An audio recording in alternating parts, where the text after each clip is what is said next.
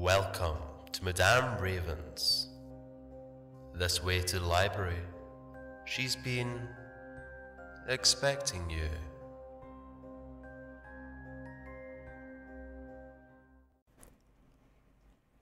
Welcome, my darlings. Please sit down and enjoy. But leave the comfy chair for Ermine Case and the love seat for Darren and Jennifer Daw, my Patreon supporters.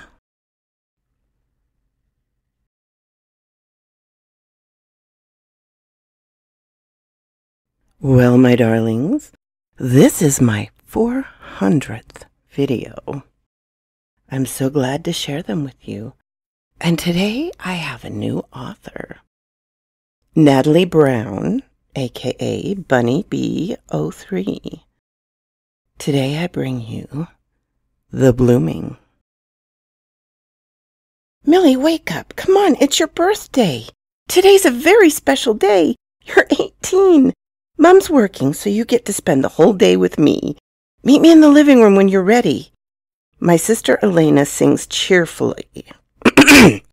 My sister Elena sings cheerfully at me while shaking my mattress. I get out of bed and stare in my mirror with a disheartening annoyance. My mousy brown hair lays as limp as death. My eyes are so unremarkable that barely anyone knows what color they are. My spindly frame, flat like a boy, leaves a lot to be desired. I'm not the prettiest of girls where I come from, and definitely not as beautiful as Elena. She's 27 and has been perfect since well before I was born.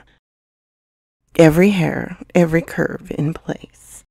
I don't hate her for it like some sisters would. She's always been more like a confidant and mother figure to me. I trudge down the stairs and pour some cereal into a bowl. Elena perches on a chair, her eyes brimming with excitement. She starts in before I even sit down. Okay, Millie, what I'm going to tell you may sound strange, but today your life changes completely. Yeah, I know.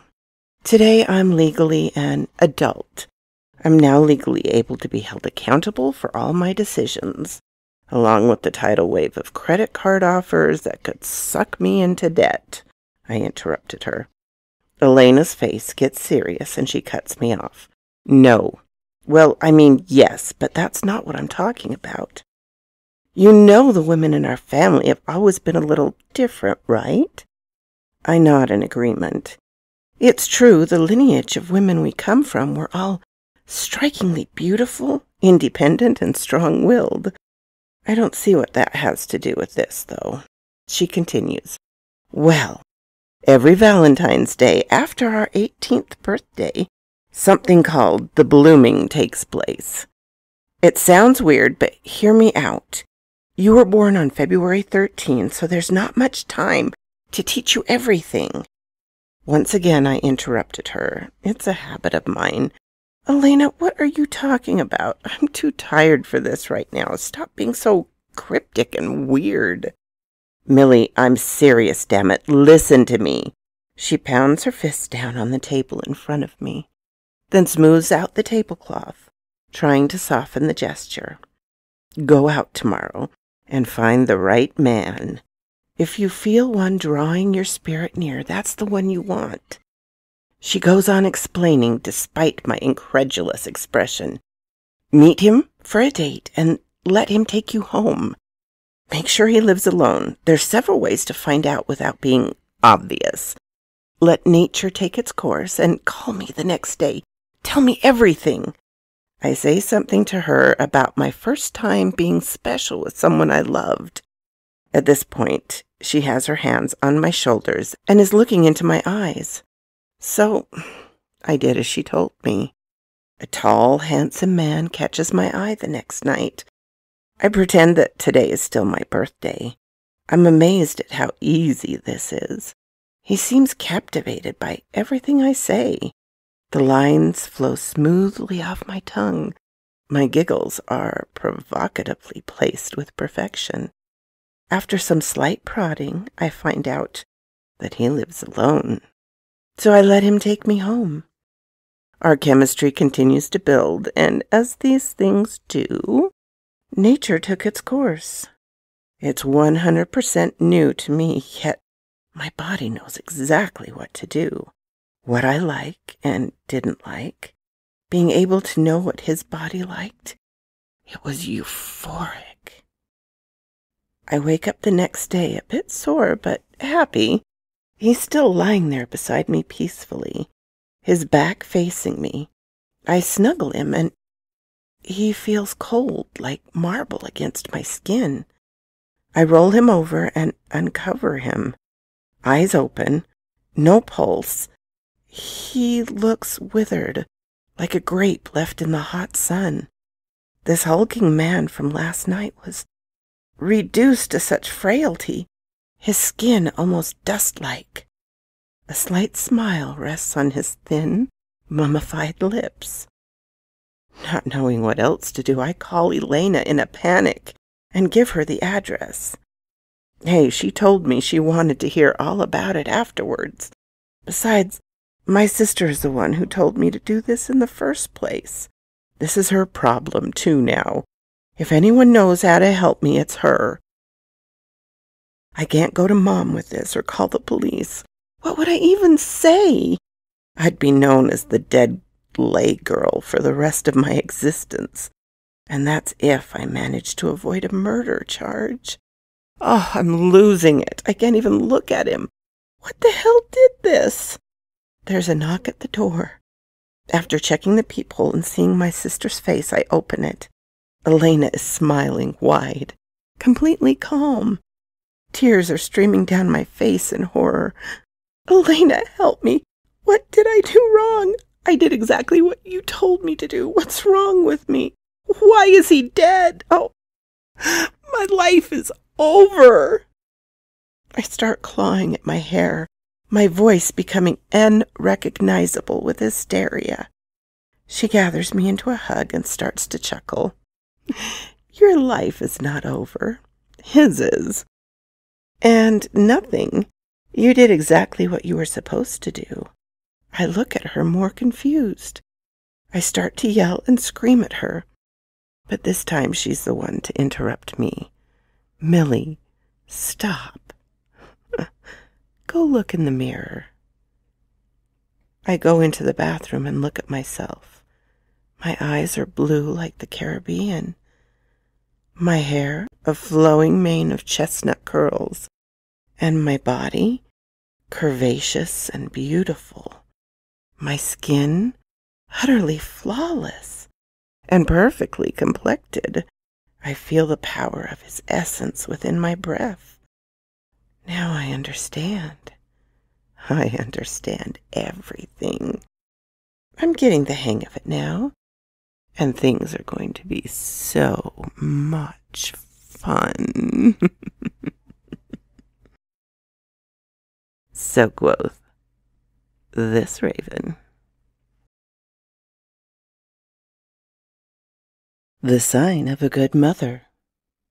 Again by Natalie Brown. Bunny, B03. My eyes snap open as I'm forced awake by a sharp throng through my hip bone. Misty-eyed from the pain, I have no choice but to roll over and try to stand. I rise with shaky legs and wait for the impending agony.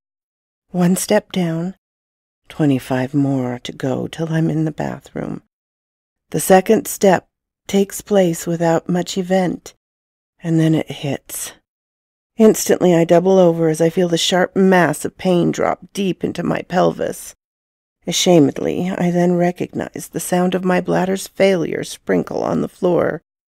There they are. At least I made it to the 3rd step this time, though. Usually they hit me on the 1st or 2nd. It's so helpful to have my feet fully on the ground beforehand to help absorb the pain a little. I've looked forward to pregnancy for all of my adult life. I finally made it. 32 years old, 39 weeks, and 4 days pregnant with twin boys. We're naming them Christopher and William. My excitement over seeing our boys is almost palpable. Then, of course, there's the pain and discomfort. I can't wait for it to be over. Now, I know I'm not the only woman in the world to have gone through this.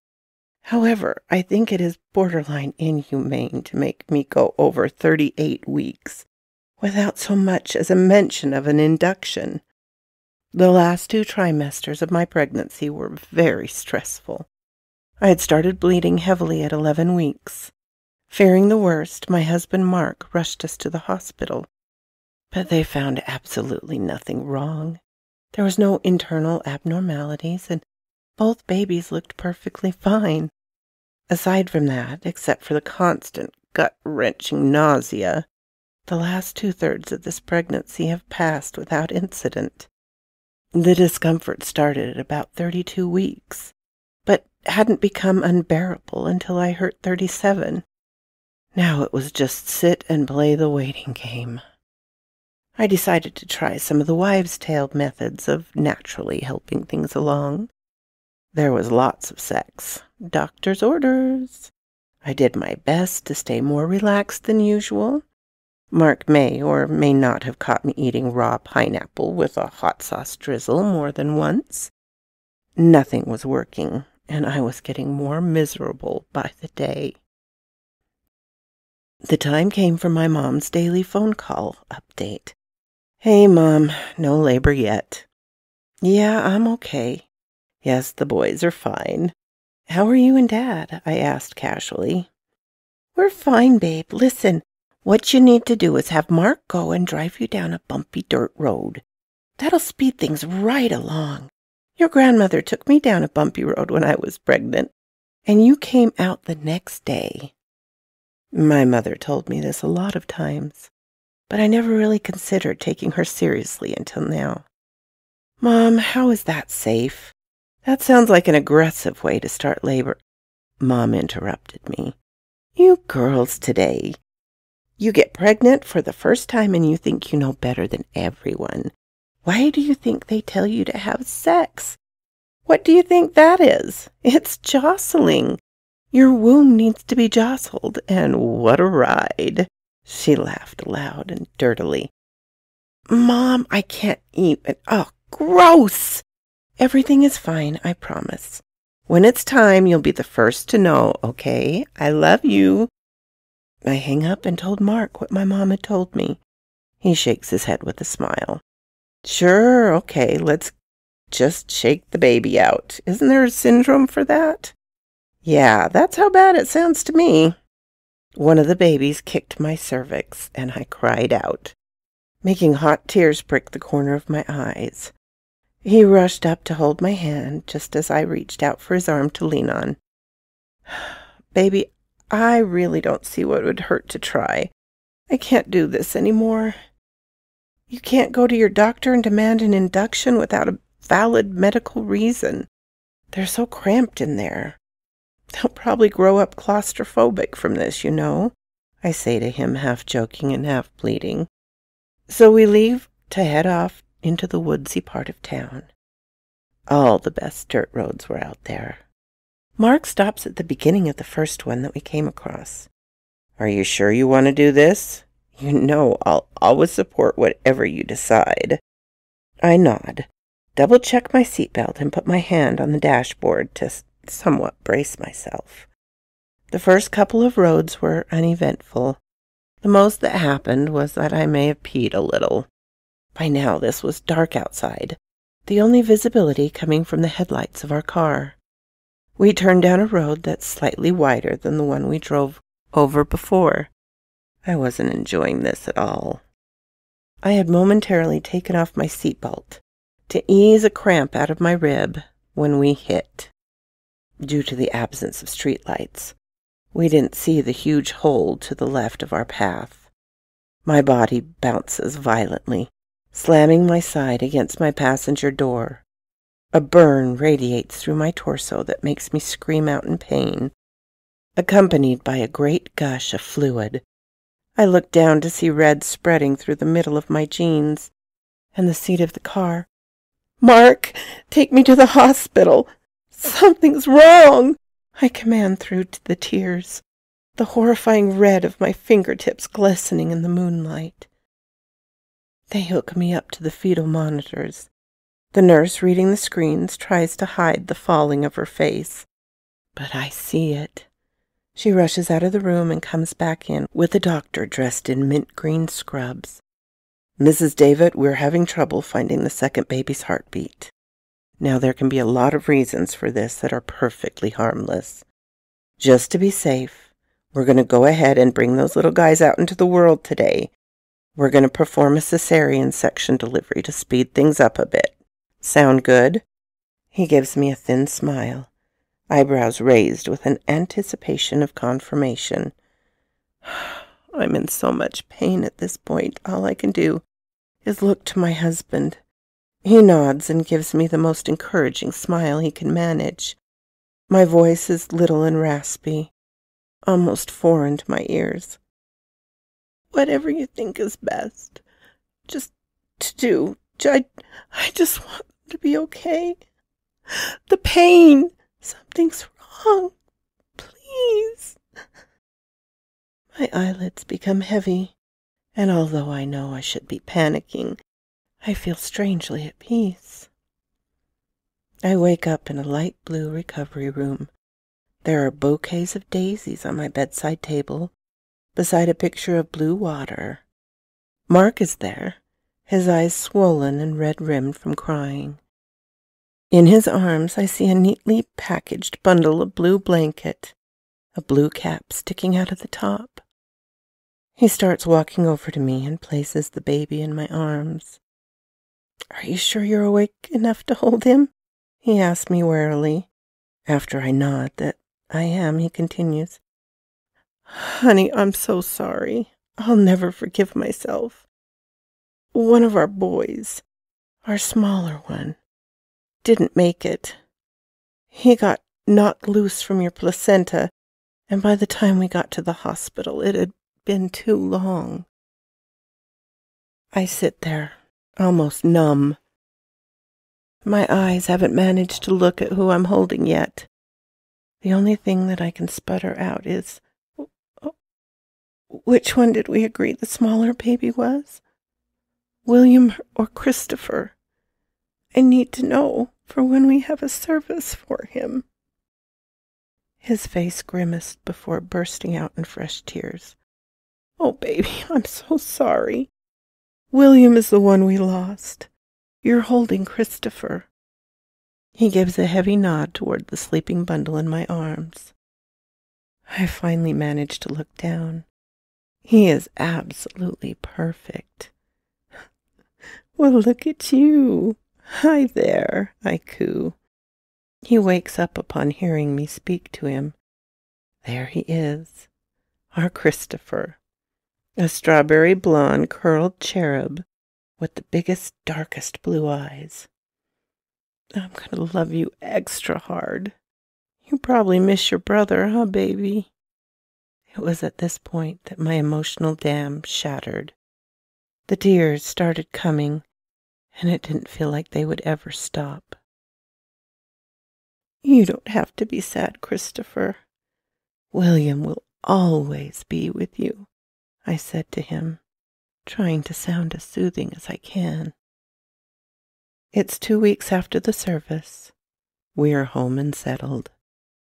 I have started to crawl out from under my rock of despair, inch by inch. Mark came home a day before we did. He wanted to make sure everything was as easy as possible for me, separating the pairs of baby items, 2 to 1. The name William was scraped off the wall and painted over to match the rest of the room. Not that I wouldn't always see the letters through the paint, even if nobody else did. I haven't spoken to my mother since giving birth. She, of course, attended the service. My brothers and Mark did a good job of providing a subtle barrier between her and myself. It wasn't her fault, not directly, but I can't help my dark thinking. If I hadn't followed her advice, I would be somewhere else at that moment, struggling with 2 newborns and not in a funeral parlor with just one. The casket is so small that it doesn't even seem like it should ever have been made. Death of human beings that tiny have no place in nature. But they get sold every day. My mother wants to come by the house today, 2 weeks later, to check on Christopher and I. The selfish part of me wants to say I'm looking forward to her visit just to save face. However, that's not the case. I feel like any little word out of her mouth will set me off like a rocket, and I don't want to spend my energy fighting today. I don't have it in me anymore to argue. Mom pulls up right around the time that Christopher has fallen asleep in his crib. I take in a deep breath of courage before answering the door. She has flowers in her hand and extends them out to me. Mom's never been a sentimental person, so this surprised yet touched me somewhere deep inside. "Thanks, Mom," I say, while guiding her into a hug. "Please come on in. We can talk while we wait for Christopher to wake up." Her mouth frowns when she hears he's not awake, but graciously comes inside. "Ashley, sweetheart, how are you feeling? I've been over it in my mind again and again, on whether to talk to you about this or not, but I have to.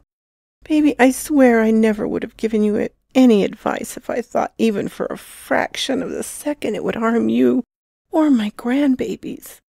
I don't know how I'll ever forgive myself. Are you bonding with Christopher? Mothers who lose one of a set of twins are way more susceptible to postpartum depression." She threw her hands over her mouth instantly. "What am I saying? Of course you're going to be depressed. I just want to make sure you're able to bond with the baby who's here, and not spend all of your time missing the one who isn't. He's going to help you heal, as sure as anything. You two need each other right now." It's a bittersweet shock to my heart, but I can't argue her point. They were words I haven't wanted, but really needed to hear. I hold my hand up to pause her for a second politely. "Hang on, I hear the baby crying." I stand up to go into his room. My mother's voice trails behind me. "Ash, I don't hear anything." When I enter the nursery, I can see the imprints on the carpet of where the other crib was set up. I tried to smooth them out with my foot while my hands smoothed the tears from my face. My mom was right. Christopher was sleeping soundly. I heard him cry as clear as day, but I guess he fell back asleep before I got in here. I walked back into the kitchen and rejoined my mother at the table. It was nothing. I thought he was crying, but I was wrong. He's asleep. He's as happy as a bug in a rug, swaddled up tight, I assured my mom.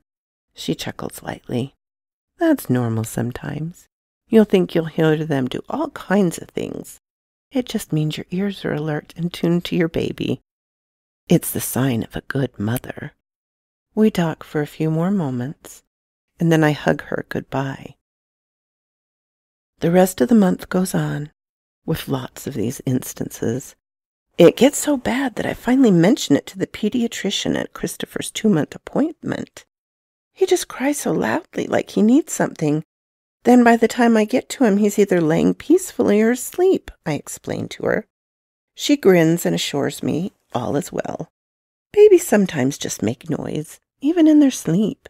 It can be quite confusing and alarming to some at first, but it's normal. He could be self-soothing himself by the time you reach his room, and that's really a great thing.